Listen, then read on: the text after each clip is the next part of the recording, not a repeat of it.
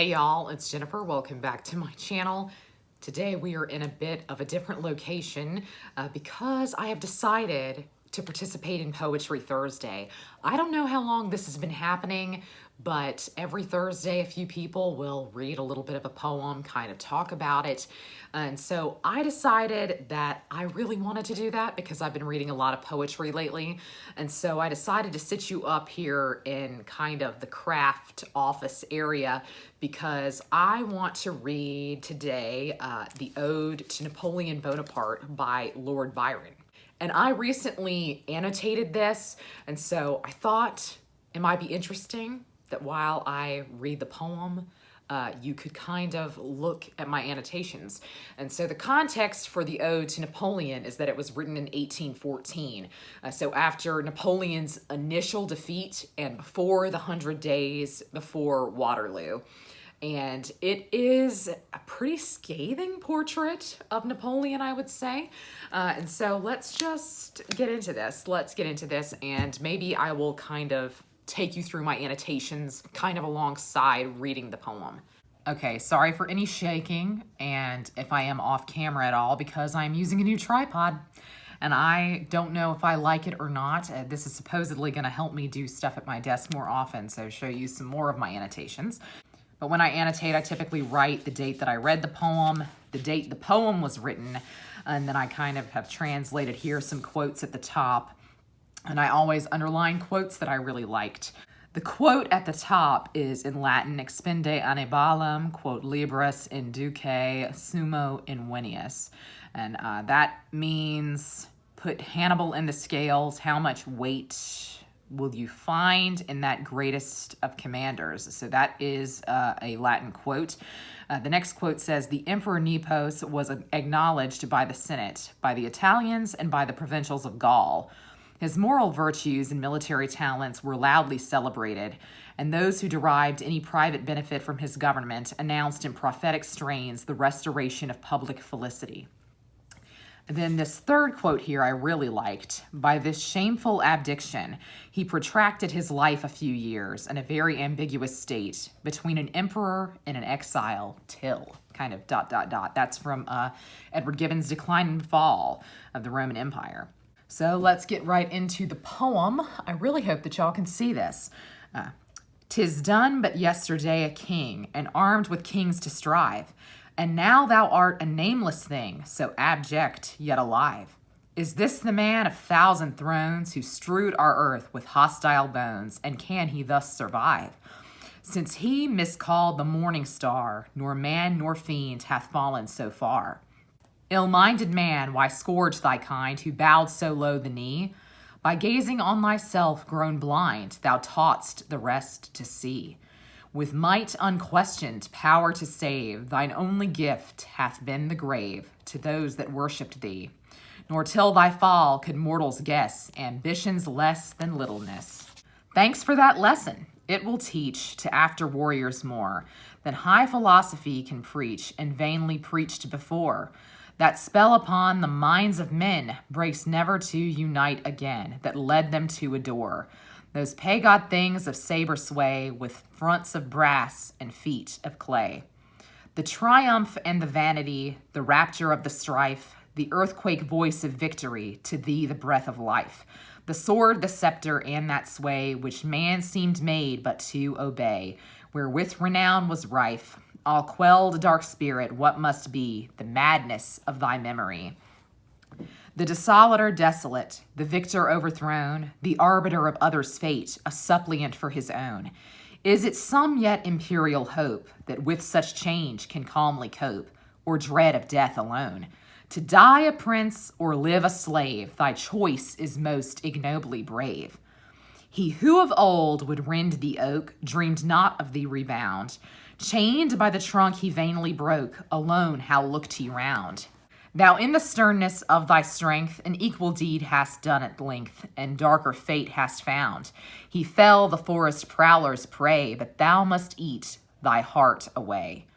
The Roman, when his burning heart was slaked with blood of Rome, threw down the dagger, dared depart in savage grandeur home. He dared depart in utter scorn of men that such a yoke had borne, yet left him such a doom. His only glory was that hour of self-upheld, abandoned power. The Spaniard, when the lust of sway had lost its quickening spell, cast crowns for rosaries away, an empire for a cell. A strict accountant of his beads, a subtle disputant on creeds, his dotage trifled well. Yet better had he neither known a bigot's shrine nor despot's throne. But thou from thy reluctant hand the thunderbolt is rung. Too late thou leavest the high command to which thy weakness clung. All evil spirit as thou art, it is enough to grieve the heart, to see thine own unstrung, to think that God's fair world hath been the footstool of a thing so mean. And earth hath spilt her blood for him who thus can hoard his own, and monarchs bowed for the trembling limb and thanked him for a throne. Fair freedom, we may hold thee dear, when thus thy mightiest foes their fear and humblest guise have shown. O ne'er may tyrant leave behind a brighter name to lure mankind. Thine evil deeds are writ in gore, nor written thus in vain. Thy triumphs tell of fame no more, or deepen every stain. If thou hast died as honor dies, some new Napoleon might arise to shame the world again. But who would soar the solar height to set in such a starless night? Beautiful. I'm sorry to interject, but that is absolutely beautiful. Weighed in the balance, hero dust, is vile as vulgar clay. Thy scales, mortality, are just to all that pass away. But yet methought the living great some higher sparks should animate to dazzle and dismay. Nor deemed contempt could thus make mirth of these, the conquerors of earth. And she, proud Austria's mournful flower, thy still imperial bride, how bears her breast the torturing hour, still clings she to thy side. Must she too bend, must she too share thy late repentance, long despair, thou throneless homicide? If still she loves thee, hoard that gem, 'tis worth thy vanished diadem. Then haste thee to thy sullen isle, and gaze upon the sea. That element may meet thy smile, it ne'er was ruled by thee. Or trace with thine all idle hand in loitering mood upon the sand that earth is now as free, that Corinth's pedagogue hath now transferred his byword to thy brow. Thou timor in his captive's cage, what thoughts will there be thine, while brooding in thy prisoned rage? But one, the world was mine. Unlike, like he of Babylon, all sense is with thy scepter gone. Life will not long confine. That spirit poured so widely forth, so long obeyed, so little worth. Or like the thief of fire from heaven, wilt thou withstand the shock, and share with him the unforgiven, his vulture and his rock? Foredoomed by God, by man accursed, and that last act, though not thy worst, the very fiend's arch mock. He in his fall preserved his pride, and if immortal had as proudly died. So that was the Ode to Napoleon, which I think is just a really fascinating poem. And I loved the references to Marie-Louise. I'm sure you saw that I wrote that his opinion of Marie-Louise was apparently quite high, Lord Byron's. But my favorite part, I think I interrupted to tell you that I just thought it was absolutely beautiful. It's stanza 11. And I'm going to read it again because it was so good. Thine evil deeds are writ in gore, nor written thus in vain. Thy triumphs tell of fame no more, or deepen every stain. If thou hast died as honor dies, some new Napoleon might arise to shame the world again. But who would soar the solar height to set in such a starless night? Beautiful. I mean, it's just beautiful. I love Lord Byron at this point. You probably all know this about me, but this is one that I just recently read kind of in conjunction with my Napoleon project. So I am reading a bunch of things about Napoleon this year, and I thought it was interesting that Lord Byron would have written this, the Ode to Napoleon Bonaparte, that he actually wrote it prior to Waterloo. And I thought, actually, when I saw that it was an ode to Napoleon, that it was probably written after his death. So Napoleon died in 1821, and Lord Byron didn't die until 1824. So I was a little bit shocked that this was actually an earlier poem, and it was actually prior to the 100 Days. And so there is a part at the end of stanza 16, and I highlighted this. He in his fall preserved his pride, and if a mortal had as proudly died. And so I kind of got, not only from this section, but from other parts of the poem, that Lord Byron thinks that Napoleon missed out by not having a very heroic death because he was sentenced to exile. It's as though he kind of gave in to a lesser fate, which I think is really fascinating. And I also really liked all of the references that he made to other historical figures like Sulla, Charles V.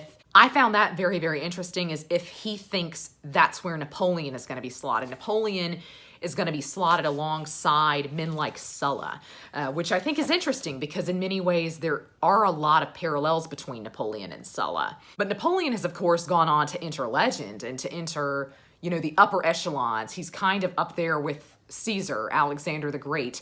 And I think he entered those upper echelons by fighting at Waterloo, by coming back for that 100 days. And thus, I think it's interesting that Byron is making a comment on an earlier version of Napoleon, and not the version of Napoleon that we all know, that went down in history as one of the greats. Even if you hated him, you kind of have to respect what he did. But at this point, Napoleon, you know, has gone into exile for the first time. And to a person like Byron, I imagine that's kind of conceding something a little bit. And so there are a bunch of different layers to the poem, as there are with every poem of Lord Byron's. And it's always absolutely beautiful when we're reading Lord Byron. I loved the rhyme scheme here. I don't think I wrote that down. Typically, when I'm annotating, I like to write down the rhyme scheme or the meter that everything is written in, but I can see that I didn't make note of that. But I read this for the first time on June 26th, 2021.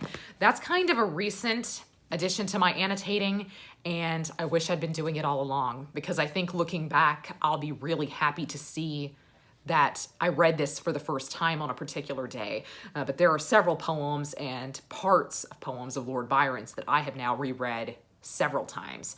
But that is this Poetry Thursday. Maybe I will do it again. I really enjoyed this, so please let me know down below if you enjoyed it. I'm sorry that it is so late in the day. For those of you in European and Asian time zones, it's long past Thursday. So I do apologize for that, but please let me know down below if you've been reading poetry this Thursday. And if you like Lord Byron, I would love to talk about Lord Byron ad nauseum, as you all probably know. But that's going to be all for me today. I hope you're all having a great week. Happy reading. Goodbye.